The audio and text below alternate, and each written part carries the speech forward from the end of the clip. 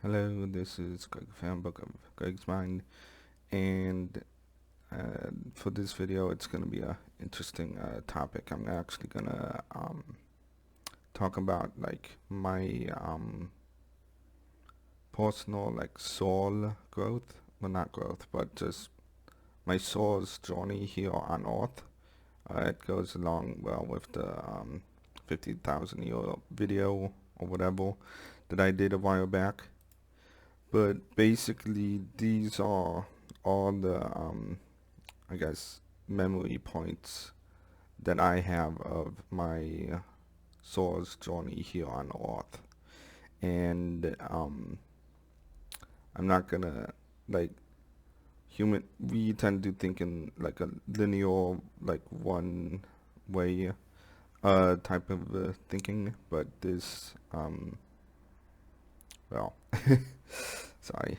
But I'm not gonna go into the other complicated aspects of that, like the Ouroboros cycle that I've been dealing with rather recently, or the just like parallel timelines and whatnot. So I'm not gonna get into that. I'm just gonna stick with what I believe to be my soul's journey here on Earth. So we'll begin with the an actual animal life I had, which was of a mammoth. And now basically, how I think the soul remembers past lives is just a single memory that like represents the entire lifetime. I think. I mean, I'm sure the soul remembers the entire thing, but all I'm getting is bits and pieces. So in the mammoth life, what I like, I wasn't in the body, but I like saw it from a distance, is it had a broken tusk. It went one way, and I think it got help from humans at the time, and then it went the other way, so it like went left to right and then right to left, and it had a family, and the tusk was fixed. It was like bandaged up. So that was the mammoth life. Then we get into the what I'm calling the Razorback, which is a character in World of Warcraft. It's a mob, enemy mob that you can fight, but it's similar to what I think I look like. I was actually the person this time. Um, we were at war with Asian-looking people. Um, I had like a stick with runes on it, and they had a metal axe, and I was able to destroy the metal axe with my stick.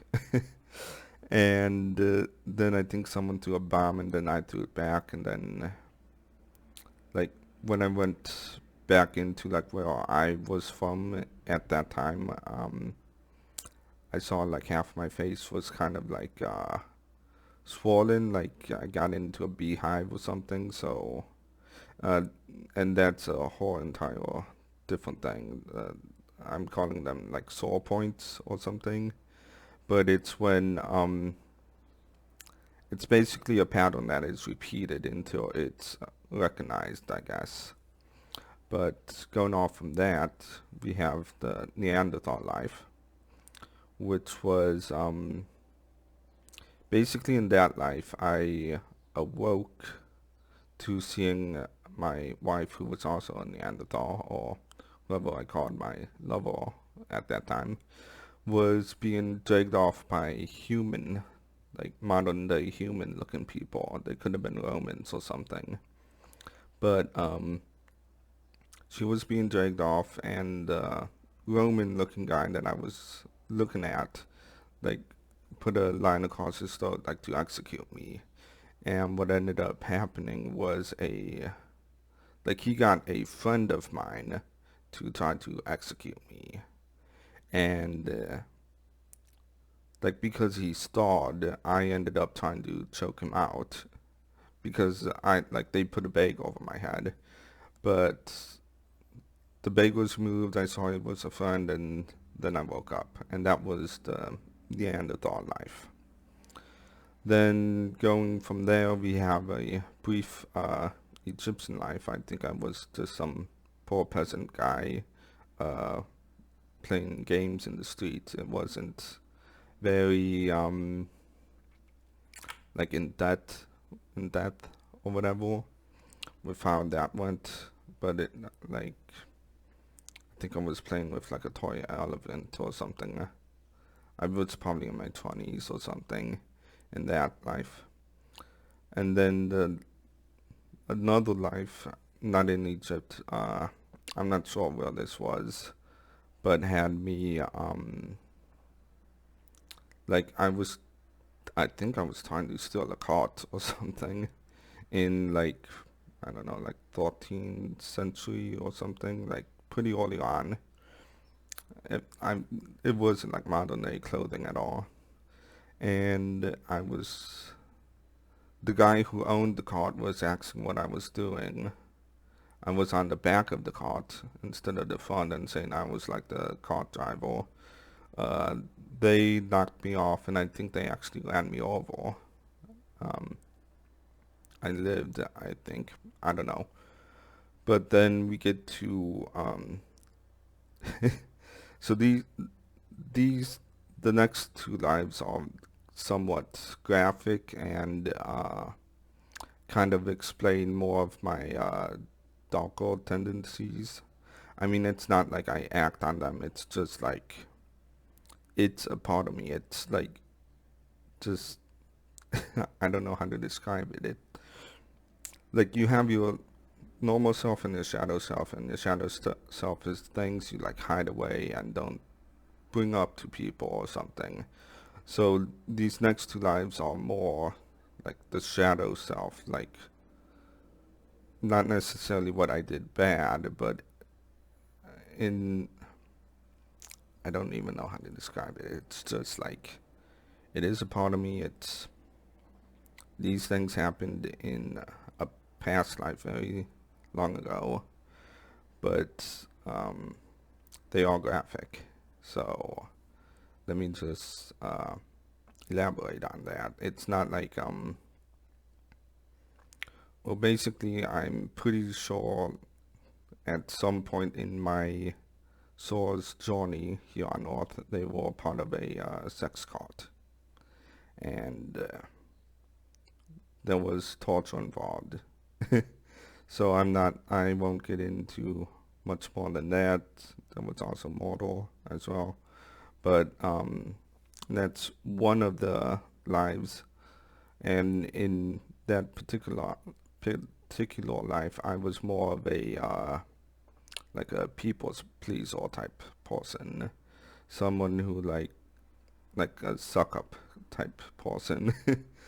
And then in the following life, well, I don't know if it followed, but there's probably lives in between that I don't even know about. But in another life, I was more a like leader and did a more or less public execution. And back in those times, like a public execution was basically entertainment, which like we don't have that nowadays. We can't. We can definitely, we can definitely not do what I saw in that dream. Nowadays, it's not like it's just not good. But again, it was torture, murder. It's these are lives that like they are a part of me. It's not like I don't know. It's confusing. Like I mean, I don't shy away from blood or gore. I don't shy away from death. It's like it's just a part of me. It's um like I marvel at it. It's interesting and fun for me. But it's not like I'm gonna go into it or whatnot. But this goes with the previous video I did of the autism and whatnot, because in that video I talked about like how I had a life where like my lips were sewn shut. um, I was missing an arm, like that was the karma from those lives that I had to deal with in a life, and that probably quieted me down a lot. But I'm still quite talkative. Let's see. I have notes because there's so many. Then we come, I think, to around like the clothing looked around like 1800s, and think I spent some time being like a Japanese or Chinese guy for a while. Um, I don't know if I was rich or poor. It just I know there are brief moments that I've seen of this. I think I might have been rich. I, I don't know, but there are dreams with those, and I relate them to one of my lives from then. Then we have a ghost life. uh, I think this was done in the 1920s actually, and basically I was dead. I was a ghost in like a train station, and I know everything was like black and white. But if I looked out this one window that was high up that I could like float to, everything was colorful. Yeah, and then so like again, these are just like these individual dreams represent the like that life, like I said earlier. Then this was a few nights ago actually, which is kind of what brought about this idea to talk about my soul's journey, is a spy life, as and I think all of these lives I have been male, all of them. Is a spy life during like World War II or whatnot. It was actually funny, like so I wasn't again I wasn't in the body, but I was like watching it from a distance. And the first part of that dream was me like trying to take off in a plane, and like we were already off the ground a bit, and this guy was trying to call into the cockpit and whatnot, but I ended up like I punched him out. He flew off the back end, and then it transitioned to like me and some other guy on a boat, and the other guy was really mad at me or something and had a gun out and actually shot me. And the entire time I was just laughing at this guy, even though he shot me and I like just crumpled to the ground. I think half my face was bloody as well, so I don't know. I wasn't giving the guy the satisfaction of actually like winning whatever he wanted. And this I think was during like World War II time, and I think I was a spy or something. And then the following life, which I think was my most recent life, before this one, was as a Indian boy, not like a Native American or something, like a actual India guy, India boy from India. And in this life, I remember the particular thing I remember is that I think I found a baby boy. I don't know what he was doing, but I was looking for his mom, and so I was carrying him around. And I remember like trying to avoid particular tents because they could have like snakes or a tiger in it. So I was trying to avoid these. And I mean, this could easily be like way before any of these other lives. I don't know. I'm just giving a chronological order to all this because I think it would be easier for people to understand it. But for all intents and purposes, I do not know if this is the correct order or if there even is order, or maybe I just bounce around from these lives. I don't know, and that is completely possible because like trying to understand the soul is very it's not linear at all. But anyway, all of these lives accumulate into who I am now. The good, the bad, like they all have shaped my personality, who I am, what I do. Um,